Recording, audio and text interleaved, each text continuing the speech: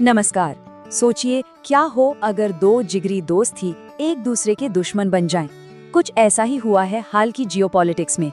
आज हम बात करेंगे एक ऐसे ही चौंकाने वाले टकराव की जो दो बेहद करीबी सहयोगी देशों के बीच खड़ा हो गया है। तो चलिए सीधा कहानी में उतरते हैं। और ये कहानी एक ऐसी घटना से शुरू होती है जो सच कहूँ तो मॉडर्न अलायंसेस यानी कि जो ये आधुनिक गठबंधन होते हैं उनके बारे में हमारी पूरी समझ को हिला सकती है। बात है साल 2025 की। डेनमार्क ने अपनी फॉरेन पॉलिसी में एक ऐसा मोड़ लिया जिसने सबको हैरान कर दिया। उन्होंने अपनी नेशनल सिक्योरिटी थ्रेट्स की लिस्ट निकाली और उसमें एक ऐसा नया नाम जोड़ दिया जिसकी किसी ने कल्पना भी नहीं की थी। और देखिए, ये कोई छोटा मोटा खतरा नहीं था। डेनमार्क ने इस नए देश को सीधे रूस और चीन की कतार में खड़ा कर दिया, मतलब अपने सबसे बड़े दुश्मनों के बराबर। पर सवाल ये है कि आखिर ये देश था कौन? वो नाम था यूनाइटेड स्टेट्स ऑफ अमेरिका। जी हाँ, अमेरिका। अब ये बात दिमाग में एक बहुत बड़ा सवाल पैदा करती है ना, कि आखिर दो इतने पुराने और करीबी सहयोगी इस मुकाम तक पहुंचे कैसे? तो आखिर ऐसी क्या वजह थी?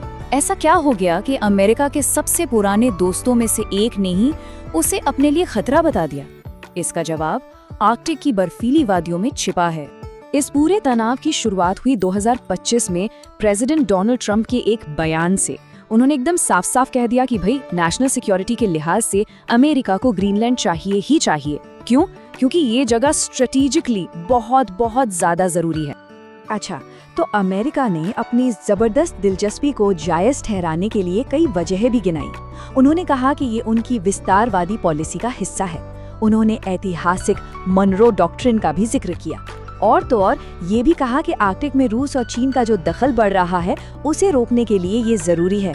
उन्होंने तो विलय तक की संभावना से इनकार नहीं किया।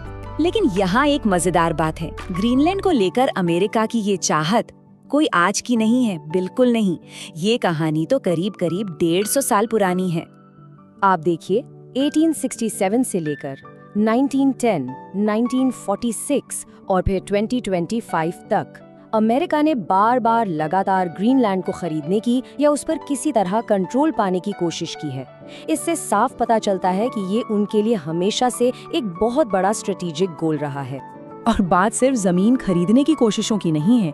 असल में सेकेंड वर्ल्ड वॉर के टाइम से ही अमेरिका की एक बड़ी मिलिट्री प्रेजेंस ग्रीनलैंड में रही है और वो आज भी वहाँ मौजूद है। 1941 में उन्होंने जर्मन इस्तेमाल को रोकने के लिए वहाँ कब्जा किया और फिर 1951 की एक संधि ने तो उन्हें ग्रीनलैंड की रक्षा में एक बहुत अहम रोल ही दे दिया। तो सवाल ये उठता है कि अमेरिका की इन नई और कह सकते हैं काफी आक्रामक मांगों पर ग्रीनलैंड और डेनमार्क का क्या रिएक्शन था? जवाब एकदम क्लियर था और बहुत सख्त। ग्रीनलैंड के प्राइम मिनिस्टर ने साफ कह दिया कि अब बहुत हुआ। उन्होंने अमेरिकी कंट्रोल के आइडिया को एक कोरी कल्पना बताकर सिरे से खारिज कर दिया। और यहीं पर हमें इस पूरे झगड़े की जड़ समझ में आती है। देखिए, दो नेटो सहयोगी हैं, लेकिन दोनों की सोच कितनी अलग है। एक तरफ अमेरिका कह रहा है कि ग्रीनलैंड हमारी नेशनल सिक्योरिटी का सवाल है, वहीं दूसरी तरफ डेनमार्क कह रहा है कि अमेरिका की ये हरकतें एक करीबी दोस्त के खिलाफ सीधा सीधा खतरा हैं। ग्रीनलैंड इतना जरूरी क्यों है, ये समझने के लिए जरा इसके साइज पर नजर डालिए। ये दुनिया का सबसे बड़ा आइलैंड है, 21 लाख स्क्वायर किलोमीटर से भी ज्यादा का एरिया। अब इतने बड़े एरिया के सामने वहाँ की आबादी देखिए, सिर्फ 56,000 के आसपास। इससे एक बात तो बिल्कुल साफ हो जाती है, इसकी असली कीमत इसकी जमीन है, इसकी जियोपॉलिटिकल लोकेशन है, न कि वहाँ के लोग। इसके बाद डेनमार्क ने अपना सबसे बड़ा पत्ता खेला, एक ऐसा कदम जिससे मामला और भी ज्यादा सीरियस हो गया। उन्होंने नाटो को बीच में ला दिया, वही नाटो जिसे अमेरिका लीड करता है। डेनमार्क की प्राइम मिनिस्टर ने कहा कि डेनमार्क पर हमला पूरे नाटो पर हमला माना जाएगा और ये एक बहुत बड़ी बात। अब जब सीधी सीधी धमकियों से काम नहीं बना तो ये डिप्लोमेटिक लड़ाई एक नए और ज्यादा छुपे हुए एक कोवर्ट फेज में चली गई।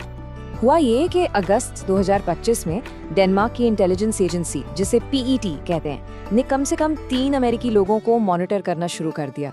उन पर इल्जाम था कि वो ग्रीनलैंड में घुसपैठ करने की कोशिश कर रहे थे। डेनिश ऑब्जर्वर्स ने अमेरिका की इन हरकतों को एक नाम दिया, हाइब्रिड वॉरफेयर। अब ये हाइब्रिड वॉरफेयर होता क्या है? ये असल में लड़ाई का वो तरीका है जो सीधे सीधे जंग नहीं होती लेकिन शांति भी नहीं होती।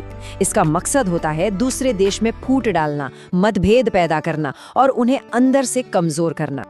और ये सब हमें एक बहुत ही बुनियादी और सच कहूँ तो एक बेचैन कर देने वाले सवाल पर लाकर खड़ा कर देता है। सवाल ये कि जब दो सहयोगी ही आपस में लड़ने लगे तो वो गठबंधन, वो अलायंस आखिर किसकी तरफ होगा? वो किसकी रक्षा करेगा? ये एक ऐसा सवाल है जिसका जवाब शायद आने वाले वक्त की पूरी जियोपॉलिटिक्स को एक नया आकार दे।